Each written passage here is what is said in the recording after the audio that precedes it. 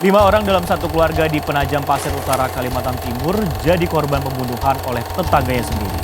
Pelaku yang baru berusia 16 tahun ditangkap oleh polisi dan kini dilakukan pendalaman motif. Satu keluarga, warga desa Babulu Laut, Kabupaten Penajam Pasir Utara, Kalimantan Timur, jadi korban pembunuhan. Jenazah ayah, ibu, dan ketiga anaknya ditemukan tak bernyawa di rumah mereka hari Selasa sekitar pukul 1.30 dini hari waktu Indonesia. Hai semuanya, Assalamualaikum warahmatullahi wabarakatuh. Terima kasih yang udah klik video ini dan selamat datang kembali di channel aku. Oke, untuk video kali ini aku akan ngebahas tentang kasus kriminal lagi yang baru terjadi beberapa minggu yang lalu, di mana ada satu orang laki-laki yang dengan tega menghabisi satu keluarga di Kalimantan Timur. Untuk kalian yang mau tahu kisah lengkapnya, langsung aja kita masuk ke ceritanya.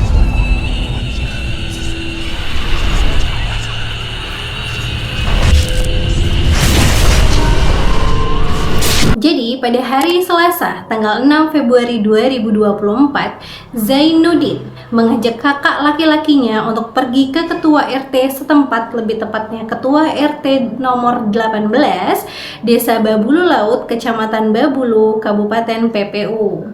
Zainuddin dan kakaknya melaporkan bahwa dia bersaksi dia melihat segerombolan orang yang telah melakukan aksi kejahatan, yaitu pembunuhan terhadap satu keluarga di desa tersebut. Zainuddin bersaksi bahwa dia melihat sekitar 3-10 orang yang mengendarai sepeda motor dan membawa senjata tajam dan dengan tega menghabisi satu keluarga itu.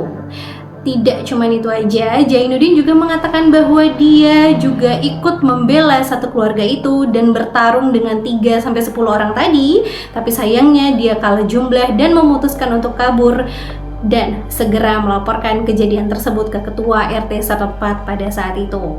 Mendengar penjelasan dan kesaksian dari Zainuddin, tentunya ketua RT pun langsung melaporkan kejadian itu ke kepolisian setempat.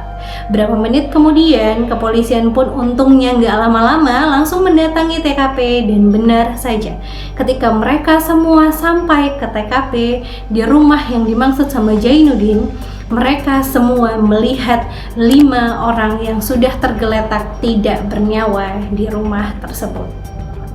Karena udah melihat TKP yang sudah segitu parahnya dan semua cerita Zainuddin yang ternyata benar adanya bahwa ada satu keluarga yang meninggal dunia, polisi pun langsung menyelidiki kasus ini, menyelidiki TKP, dan tidak lupa untuk menanyai beberapa saksi untuk dipintai keterangan. Mendengar beberapa keterangan dari beberapa saksi di sana, polisi menemukan beberapa kejanggalan, tapi polisi simpan dulu karena mereka ingin menyelidiki ini lebih lanjut. Nah, kejanggalan apa kira-kira? Karena sampai saat ini belum tahu nih siapa pelakunya, maka di cerita kali ini aku akan ngasih nama si pelaku ini Mr. X ya, sebelum kalian tahu siapa pembunuhnya. Jadi sekarang aku akan masuk ke kronologi kejadian kasus hilangnya nyawa 5 anggota keluarga di Desa Babulu Laut. Aku akan menceritakan kronologi kejadian berdasarkan keterangan Kapolres AKBP Supriyanto, di mana beliau mengatakan bahwa tersangka si Mr. X ini awalnya pada hari itu minum-minum sama teman-temannya, mabora-mabora ya kan, tapi dia pun pulang nih jam 12 malam diantar sama temennya. Dalam kondisi yang sudah mabuk itu, Mr. X ini bukannya langsung istirahat dan tidur di rumahnya, dia malah mempunyai ide yang sangat kejam. Dia berpikir untuk menghabisi nyawa satu keluarga ini tadi. Dan tanpa babi bu bebo, Mr. X ini pun langsung mengambil parang yang panjangnya 60 cm dan mengasahnya, lalu pergi ke rumah sang target yang jaraknya hanya 20 meter saja dari kediamannya. Iya, mereka benar-benar tetangga deket banget. Sudah, nah sebelum dia melakukan aksi kejahatannya, Mr. X ini sempat-sempatnya mematikan lampu rumah targetnya ini. Nah, ketika dia masuk ke dalam rumah targetnya ini, satu keluarga yang jumlahnya 5 orang ini, dia menyadari bahwa sang kepala keluarga, yaitu Pak Waluyo yang berusia 35 tahun, ternyata sedang tidak berada di rumah. Tapi memang dari awal dia ingin menghabisi seluruhnya, maka Mr. X ini menunggu sampai Pak Waluyo pulang ke rumah. Dan bener aja dong, beberapa jam kemudian Pak Waluyo pulang ke rumahnya dan berniat untuk masuk ke rumahnya istirahat, ya kan? Tapi naasnya Mr. X ini sudah menunggu kedatangan Pak Waluyo di dalam rumahnya, lebih tepatnya di depan pintu rumahnya. Jadi ketika Pak Waluyo masuk ke rumahnya, Mr. X langsung melayangkan senjata tajamnya, menebas leher Pak Waluyo hingga Pak Waluyo tewas seketika. Sudah dia tahu nih bahwa Pak Waluyo ini sudah tewas, dia baru mau mencari mangsa lain, tapi ibu dari keluarga ini, yaitu Bu SW yang berusia 34 tahun, karena dia mendengar suara berisik suaminya dihabisi oleh orang lain, ya kan, dia pun langsung cepat-cepat keluar dari kamar dan melihat penampakan itu. Mr. X juga tidak menunggu lama-lama lagi, dia langsung mengeksekusi Bu SW dan Bu SW juga meninggal dunia di tempat. Udah, Pak Waluyo sudah, Bu SW sudah, dan nih Mr. X ini tidak langsung mendatangi kamar anak pertama dari keluarga ini, yaitu anak pertamanya ada RJS berusia 15 tahun, anak keduanya FDS berusia 11 tahun, dan anak terakhirnya ZAA yang berusia 3 tahun. Mr. X ini nggak langsung mendatangi anak pertama tadi, si RJS ini enggak, dia mendatangi satu-satu kamar dari anak kedua dan anak ketiga dulu, menghabisinya dengan cara yang sama, memastikan mereka sudah tidak bernyawa. Baru setelah ini Mr. X ini masuk ke dalam kamar anak pertama, yaitu RJS tadi yang berusia 15 tahun tadi dan berjenis kelamin perempuan, melakukan hal yang sama, menebas lehernya hingga RJS ini tidak bernyawa. Nah, udah memastikan bahwa semua target ini sudah memang benar-benar meninggal dunia, satu-satu ditebas lehernya sama dia tidak berhenti sampai di situ saja. Mr. X ini kembali lagi ke ruang depan, lebih tepatnya ke dekat pintu masuk di mana ada jasad sang kepala keluarga, yaitu Pak Waluyo, dan dia mengulangi lagi eksekusinya dengan menebas kepala Pak Waluyo lagi, untuk memastikan bahwa Pak Waluyo memang benar-benar sudah meninggal dunia. Sumpah ini nggak ngotak, sumpah bener-bener nggak ngotak banget. Terus apa udah selesai? Belum ya, belum selesai. Nggak ada otaknya lagi si Mr. X ini. Udah memastikan bahwa seluruh orang di rumah itu sudah meninggal dunia, dia kembali lagi ke kamar putri pertama keluarga ini, yaitu RJS yang berusia 15 tahun dan memperkosanya. Iya, dia perkosa jasad yang sudah habis dia bunuh tadi. Dia melakukan tindakan asusila sama mayat.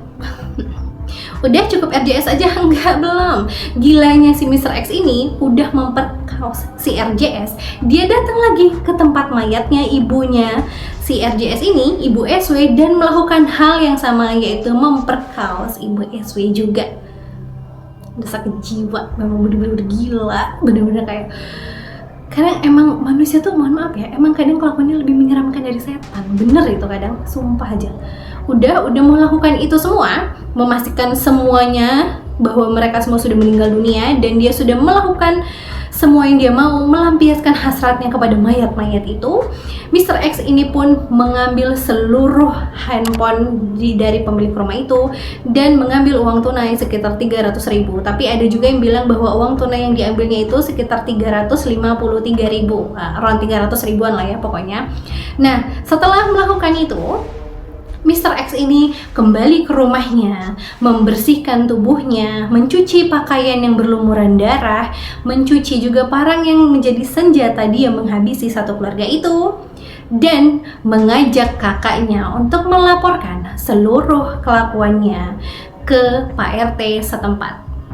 Iya, kalian benar bahwa Mr. X adalah Zainuddin dan dia adalah laki-laki yang melaporkan kejadian ini ke ketua RT dengan dalih bahwa yang melakukannya adalah segerombolan laki-laki berjumlah 3-10 orang dan membawa senjata tajam.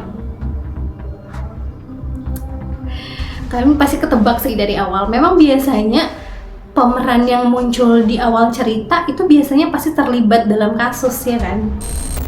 Nih ya, untuk tambahan informasi aja, tersangka atau pelaku pada kejadian ini bernama Zainuddin yang baru berusia 16 tahun dan masih duduk di kelas 3 SMK. Iya, dia masih kelas 3 SMK dan dia udah menjadi tersangka pembunuhan berantai satu keluarga. Tapi sebenarnya polisi ini sudah mencurigai dia dari awal. Seperti yang aku bilang tadi di awal, polisi sempat meminta kesaksian beberapa saksi setempat kan. Dan kesaksian dari Zainuddin inilah yang janggal di mata polisi. Di mana Zainuddin mengatakan bahwa dia ikut berantem nih sama orang-orang yang katanya membunuh satu keluarga itu, padahal dia dajangnya, ya kan?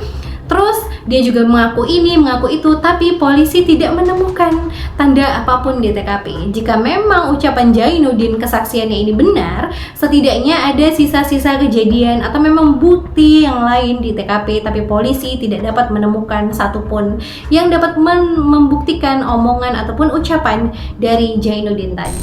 Motif dari pembunuhan yang dilakukan oleh Zainuddin ini adalah sakit hati dan dendam.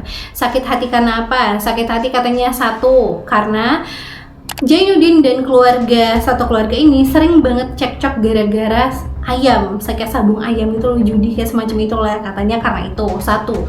Kedua, karena putri pertama keluarga ini yaitu RJS yang berusia 15 tahun tadi sudah 3 hari meminjam helm Zainuddin dan tidak dikembalikan juga. Karena itu dia sakit hati, helm 3 hari nggak dikembaliin, bunuh ya. Terus yang terakhir adalah karena katanya RJS ini adalah mantan kekasih dari Zainuddin dan mereka putus karena orang tua RJS tidak merestui hubungan RJS dengan Zainuddin.